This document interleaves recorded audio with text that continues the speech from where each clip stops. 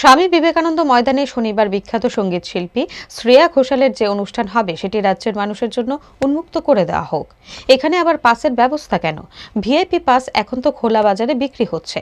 শুক্রবার সাংবাদিক সম্মেলন ডেকে এমনটাই অভিযোগ করল যুব কংগ্রেসের এক নেতা।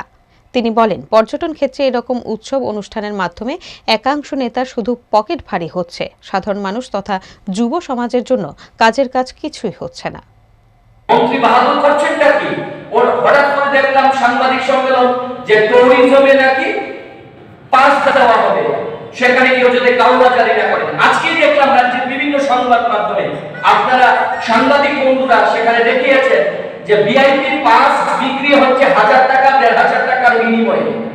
এই যে পাস দেওয়া হচ্ছে, আমরা জানি সরকারি প্রোগ্রাম, সেই সরকারি প্রোগ্রামে ভিআইপি যারা ভেরি ইম্পর্টেন্ট পারসন যারা তারা আসবেন সরকারি প্রোগ্রামে, তাদের একটা প্রটোকল থাকে। এই প্রটোকলের মধ্যে 1000, 1500, 2000 পাস তারা ভিআইপি দের জন্য ব্যবহার করতে পারতেন। বাকি পুরো মাঠ, এই ময়দানটাকে তো রাজ্যের মানুষের জন্য উন্মুক্ত করতে পারতেন। শ্রেয়া ঘোষাল আসবেন, এমনি মানুষ যাবে। তো এই যে পাসের নামে রাজ্যের মানুষকে হয়রানি করা হচ্ছে, সেখানে একটা মারপিটের মতো অবস্থা। কেউ অভিযোগ করছেন পাস পাচ্ছি না, আসল বক্তব্য হচ্ছে পাসের নামে কালোবাজারি করো।